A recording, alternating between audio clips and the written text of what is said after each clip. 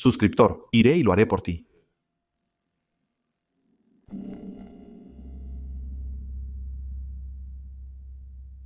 El caso sucede en Estados Unidos en 2002. Abróchate el cinturón, porque esto es muy extraño. Este es el caso del Dr. O. C. Smith, también conocido como el hombre de la máscara de alambre de púas. El Dr. Smith nació en 1952 en los Estados Unidos.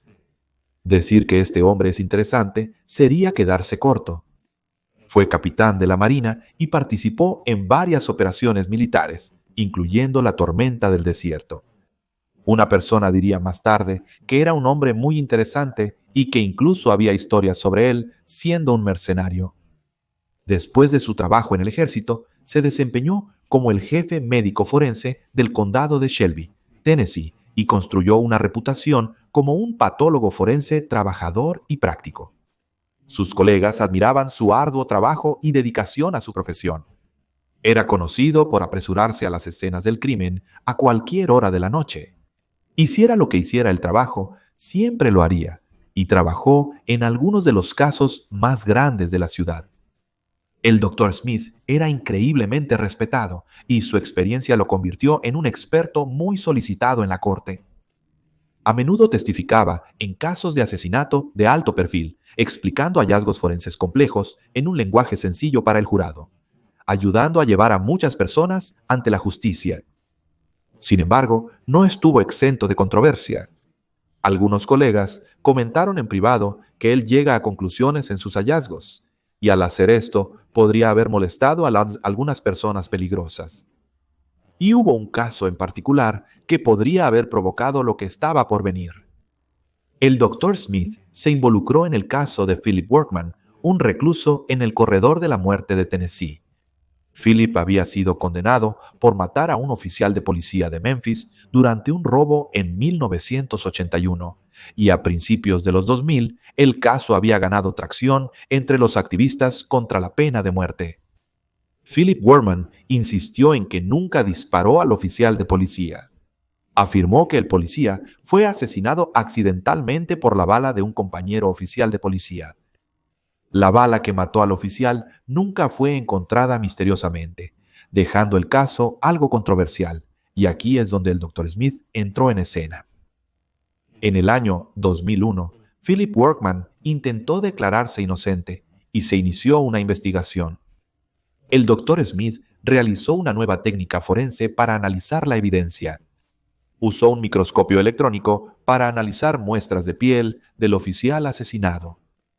En sus hallazgos, el Dr. Smith afirmó encontrar pequeñas escamas de aluminio en las heridas del oficial. Esto vinculó a Philip con el asesinato, ya que los oficiales no tenían ese tipo de munición. Sin embargo, después de esto, el Dr. Smith fue criticado. Uno de los patólogos líderes dijo que las pruebas que realizó no cumplían con los estándares revisados por pares y no deberían haber sido aceptadas. La gente empezó a pensar que el Dr. Smith lo hizo para mantener a Philip Workman en el corredor de la muerte.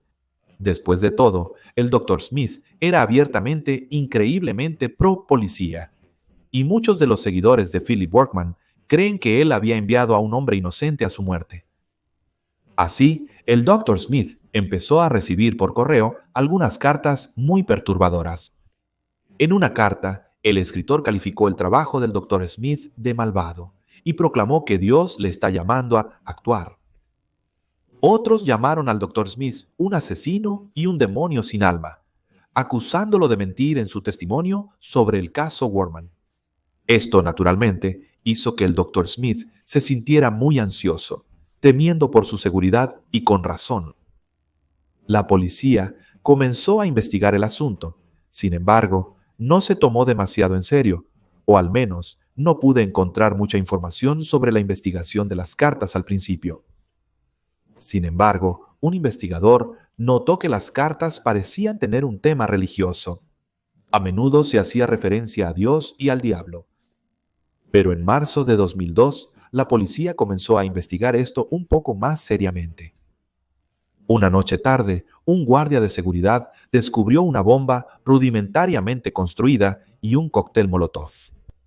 Estos fueron dejados fuera del Centro Forense Regional del Condado de Shelby, la morgue del condado donde trabajaba el Dr. Smith.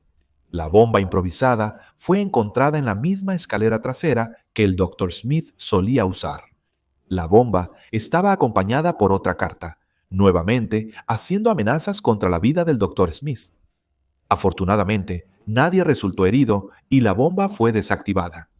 Tras esto, la policía inició patrullajes regulares en la zona, con la esperanza de atrapar a alguien en el acto la próxima vez. Pero el Dr. Smith parecía simplemente continuar con su vida como si nada, lo que hizo que la gente con la que trabajaba se preguntara, ¿cómo podía ser tan valiente o tal vez estúpido? Y ahora llegamos a la noche en que todo sucedió. En las primeras horas del 2 de junio de 2002, un guardia de seguridad que trabajaba cerca del centro notó algo extraño. El coche del Dr. Smith todavía estaba aparcado fuera bien pasada la medianoche. Esto era inusual, especialmente dada los últimos acontecimientos. El doctor trabajaba hasta tarde, pero no tan tarde.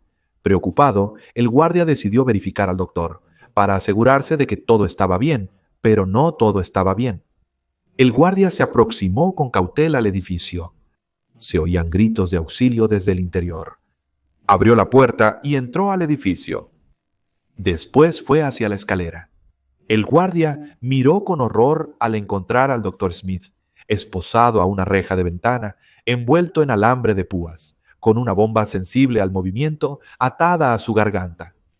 Horrorizado, el guardia llamó inmediatamente a las autoridades, y en cuestión de minutos, la policía y el escuadrón de bombas llegaron a la escena.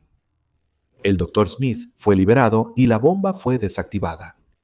Luego fue trasladado al hospital, donde fue tratado por algunas lesiones menores, cortes y moretones, junto con algunas quemaduras químicas en su rostro y cuerpo.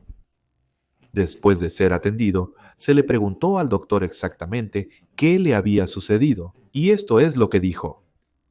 El 1 de junio de 2002, el Dr. Smith había estado trabajando hasta tarde en el centro forense como solía hacer.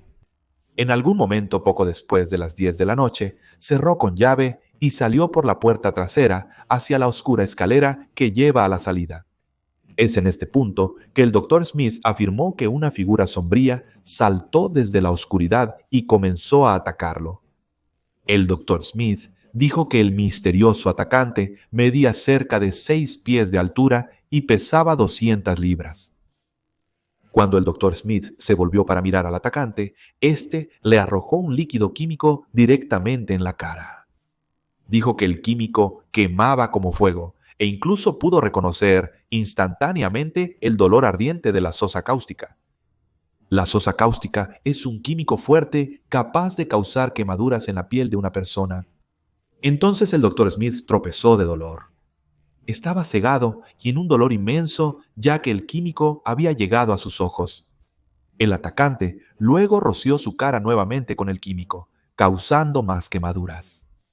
Instintivamente, el Dr. Smith levantó sus manos a sus ojos de dolor mientras el misterioso atacante comenzó a golpearlo, lo que llevó al Dr. Smith a caer al suelo.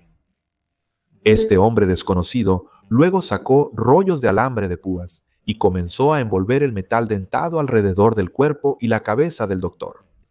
A estas alturas, estaba tan abrumado de dolor que poco podía hacer para evitar que su atacante hiciera lo que quisiera. Según el Dr. Smith, el misterioso atacante lo arrastró de vuelta por las escaleras.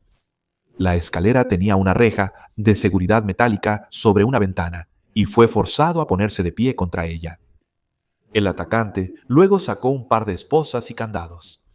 Luego, sus brazos fueron extendidos y encerrados en lo alto de las barras, mientras que sus pies fueron atados juntos abajo, pareciendo un hombre crucificado.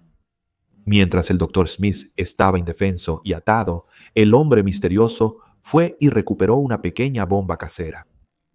El atacante adhirió una bomba del tamaño de una lata de refresco al cuello del doctor usando superglue. En un lado de la bomba decía, robando las manos del Rey de Reyes. En el otro lado del dispositivo estaban inscritas las letras Jesús, María, José, que probablemente significaban Jesús, María, José. Luego, el atacante habló con el doctor Smith. Dijo las palabras: empuja, tira, gira y mueres. Bienvenido al corredor de la muerte. Luego, el atacante le informó que la bomba era sensible al movimiento. Un movimiento en falso podría detonar la bomba. Tan repentinamente como apareció este hombre misterioso, se fue, dejando al doctor Smith golpeado, quemado, atado y con una trampa mortal. Aterrorizado y solo, básicamente esperó a morir. El doctor Smith-Leader dijo que en ese momento no le importaba nada más, excepto no mover un solo músculo. Conociendo la sensibilidad al movimiento de la bomba, hizo su mejor esfuerzo para quedarse quieto, respirando mínimamente y de forma superficial. Si luchaba, la bomba podría detonar. Si no hacía nada, quizás tenía un temporizador y explotaría en cualquier instante. Solo podía esperar. Después de un tiempo, hizo ruido, esperando que alguien viniera. Cerca de la medianoche, 2 horas después del extraño ataque, el oficial de seguridad que patrullaba encontró al doctor. Al salvarlo, el escuadrón de bombas arriesgó sus vidas. Uno sostuvo la bomba para mantenerla estable, mientras los demás cortaban los cables. Un error y todos podrían haber muerto. Afortunadamente, todos estaban a salvo al final. Después de que se ocuparon de la bomba, el doctor Smith fue llevado en una ambulancia al hospital. Los paramédicos se sorprendieron, no solo por el ataque, sino por lo leves que resultaron sus heridas. Tenía algunas quemaduras químicas en su rostro, junto con algunos ojos rojos irritados por los químicos, y tenía algunos rasguños por el alambre. Pero no tenía cortes profundos. De hecho, ni siquiera había perdido mucha sangre. Un paramédico diría después que a pesar de toda la brutal restricción, no hubo sangre esa noche. Incluso un rasguño de gato haría sangrar, pero el doctor Smith apenas sangraba. El paramédico halló esto sospechoso. Luego, la policía lo entrevistó sobre la serie de eventos donde él dio la cuenta que acabo de describir. Como imaginarás, las noticias de este ataque se propagaron velozmente. Un médico respetado, atado con un alambre de púas, con una bomba atada al aire a su garganta. Este tipo de situaciones suelen encontrarse solo en libros de crimen, pero esto era real. Los periódicos publicaron la historia del Dr. Smith, el hombre con la máscara de alambre de púas. La policía advirtió y los locales se preocuparon. Un loco dispuesto a hacer tal cosa estaba ahora suelto y nadie sabía si volvería a ir a atacar. Pero la verdadera pregunta era, ¿quién era este misterioso atacante? Tras el ataque, el Dr. Smith se ocultó y rechazó toda entrevista. Estaba muy preocupado por su seguridad. Adquirió un perro de protección y portaba un arma constantemente. Debido a la naturaleza aterradora del crimen, la policía necesitaba encontrar al atacante rápidamente. El tiempo era crucial. ¿Atacaría de nuevo? Nadie lo sabía. Un equipo multidisciplinario se formó para hallar al enigmático sujeto. Agentes federales de la Agencia de Alcohol, Tabaco, Armas de Fuego y Explosivos, el Federal Bureau of Investigation y la policía local unieron fuerzas y trataron el caso como una prioridad máxima. Los investigadores conectaron rápidamente los puntos entre el ataque con alambre de púas, la bomba en la escalera y las cartas enviadas al doctor. El patrón sugería a alguien con un trasfondo religioso y alguien que estaba molesto por el papel que el Dr. Smith desempeñó en el controvertido caso del asesino de policías Philip Workman. Debido a esto, se cuestionó a Philip Workman. Quizás él tenía algo que ver con el ataque. Quizás tenía gente en el exterior que habría llevado a cabo este ataque en su nombre. Mientras estaba en el corredor de la muerte, se interrogó a Philip, pero él negó cualquier participación e incluso llegó a decir que podría estar siendo incriminado él mismo. Creía que este ataque estaba preparado para arruinar el apoyo hacia él. Philip luego le dijo a los investigadores que explicaran paso a paso exactamente lo que le sucedió al Dr. Smith, o al menos lo que el Dr. Smith afirmó que había sucedido. Al oír la historia, Philip quedó perplejo. Les dijo firmemente a los investigadores nuevamente que no tenía nada que ver con el ataque, pero luego les dijo a los investigadores algo extraño. Les dijo que la historia parecía increíble y que tal vez deberían investigar al Dr. Smith y no a él. Philip creía que el Dr. Smith se había autolesionado. Sin embargo, la policía descartó la teoría de Philip y, en cambio, se dirigieron a los familiares de Philip Workman, amigos conocidos y otros activistas contra la pena de muerte en la región. A pesar de las extensas entrevistas y vigilancia, no surgió evidencia sólida o sospechoso de esas pistas. Y con esto, para sorpresa de la policía, Philip fue descartado como sospechoso de orquestar el ataque. Aunque todavía había muchos otros casos de los que partir. El Dr. Smith había trabajado con cientos de casos de alto perfil. Los investigadores empezaron a buscar posibles pistas, pero ninguna de esas pistas llevó a ninguna parte y el caso no estaba avanzando. A medida que pasaban los meses, el caso desconcertaba cada vez más a los investigadores. Nada tenía sentido. La policía creó algún tipo de perfil. Alguien que era increíblemente determinado, capaz de idear tramas complicadas y obsesionado con las metáforas bíblicas y el simbolismo. Sin embargo, a pesar de una investigación de 15 meses después del ataque, con más de 100 posibles pistas perseguidas, los investigadores simplemente no pudieron encontrar al hombre responsable. Conforme más cosas no encajaban, los investigadores empezaron a cuestionarse. ¿Tenía Philip Workman razón desde el principio? ¿Era el Dr. Smith realmente capaz de organizar todo el ataque? Es en este punto que algunos del equipo comenzaron a investigar si el Dr. Smith podría haber hecho esto él mismo. De inmediato, una cosa destacó para el equipo de investigadores. La naturaleza elaborada del crimen parecía ser inusual para un agresor externo. Un experto recreó la escena y notó cuánto equipo tenía que llevar y desplegar en la oscuridad el misterioso atacante. El experto dijo: «Este es un crimen increíblemente complejo. Esta persona va a tener que estar parada allí en medio de la noche con todas estas cosas.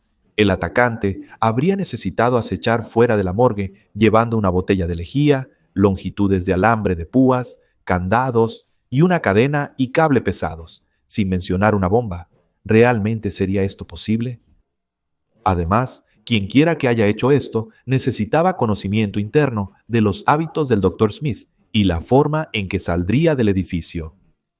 Posteriormente, los investigadores se percataron de algo más. ¿Cómo sería posible envolver a una víctima que lucha en alambre de púas sin causarle heridas graves o sangrado? Además, los ojos del Dr. Smith estaban irritados por los químicos, pero no sufrieron daños permanentes.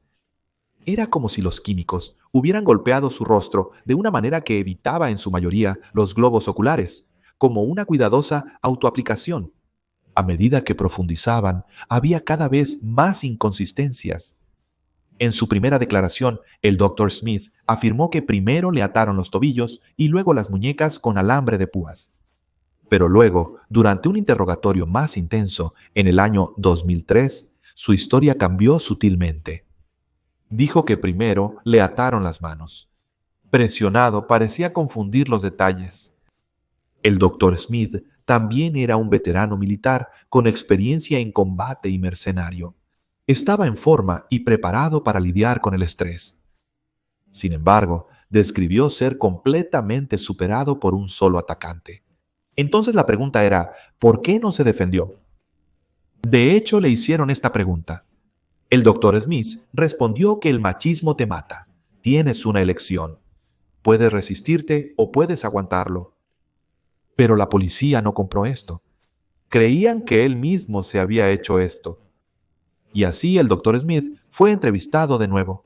La policía le dijo abiertamente que creían que estaba mintiendo y que había montado todo el ataque. Por su parte, el Dr. Smith se mantuvo firme en su historia. Teorizó que estaba siendo objetivo debido al caso de Philip Workman, sugiriendo que alguna persona enfurecida quería vengarse de él por su testimonio. El doctor Smith intentó explicar estos detalles particulares. Por ejemplo, cuando se le preguntó por qué el alambre de púas no lo había cortado, argumentó que era viejo y oxidado, por lo que lo rasparía, pero no desgarraría la piel. Pero esto no importaba. El 11 de febrero de 2004, el Dr. Smith fue acusado de poseer un dispositivo explosivo no registrado y de mentir a los investigadores federales sobre el ataque. Creían que el Dr. Smith había falsificado absolutamente todo.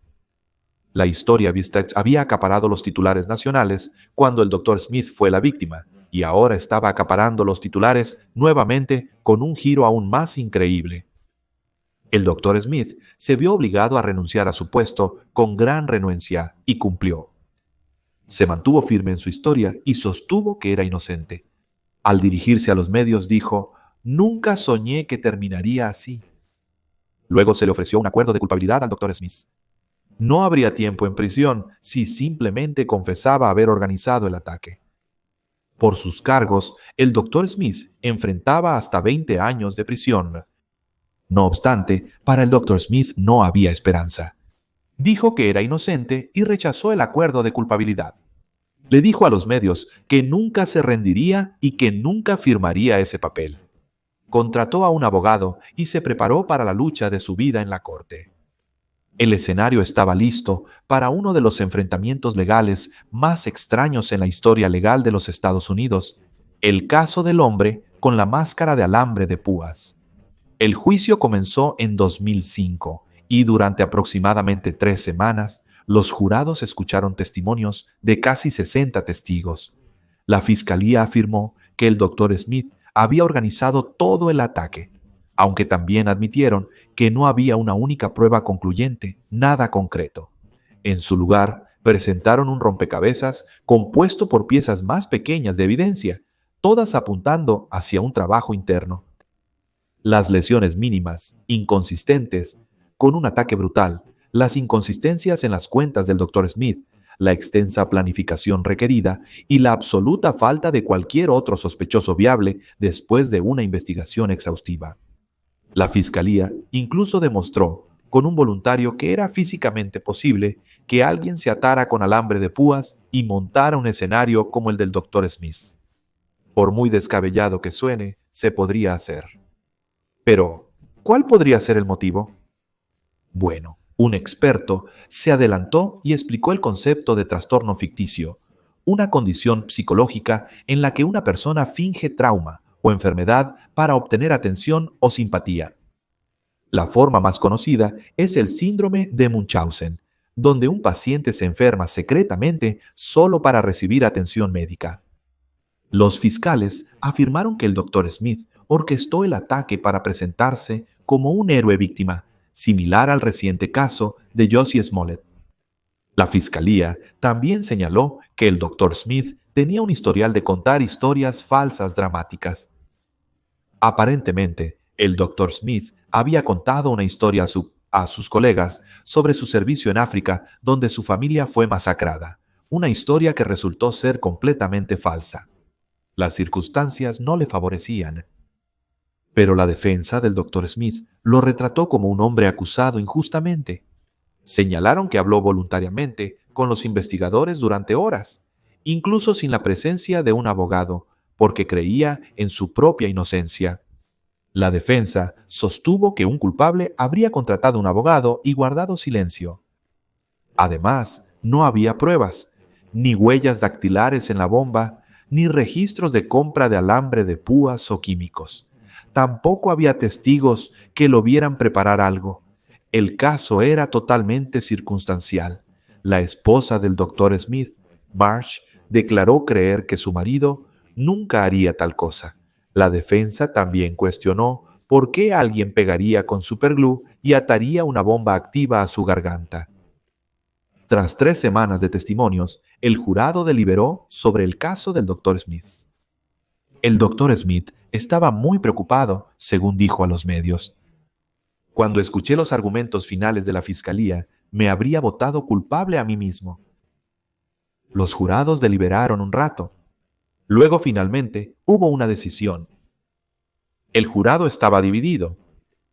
3 de los 12 jurados votaron culpable, mientras que los otros 9 no estaban convencidos para condenar. De los 9, algunos consideraban a Smith probablemente culpable, pero creían que las pruebas dejaban muchas dudas. Otros quizás creían que él era inocente de plano, y algunos incluso estaban supuestamente enfadados, sintiendo que la fiscalía había desperdiciado su tiempo sin un caso definitivo. Así, el juez declaró un juicio nulo por el jurado en desacuerdo. El Dr. Smith no fue ni condenado ni exonerado. En términos legales, él era inocente hasta que se probara su culpabilidad. ¿Pero qué piensan los expertos? Oficialmente, la policía considera el caso resuelto. Creen que el Dr. Smith llevó a cabo un engaño, mientras que los seguidores del Dr. Smith lo consideran un hombre inocente que fue trágicamente mal juzgado. En sus ojos, el verdadero perpetrador nunca fue atrapado. El Dr. Smith negó cualquier acto indebido hasta su muerte. Falleció en 2019. Nunca vaciló en decir que una misteriosa persona lo atacó esa noche. Si fue una farsa, el verdadero motivo solo lo conocía el Dr. Smith, y con su fallecimiento quizás nunca lo sabremos. O quizás un día este hombre misterioso será capturado. La verdad puede que nunca se conozca, pero sigue fascinando y confundiendo a aquellos que la descubren. Comparte tu opinión en los comentarios. Hay 2 opciones. ¿Alguien le hizo esto o él se lo hizo a sí mismo? Ambas son igualmente aterradoras.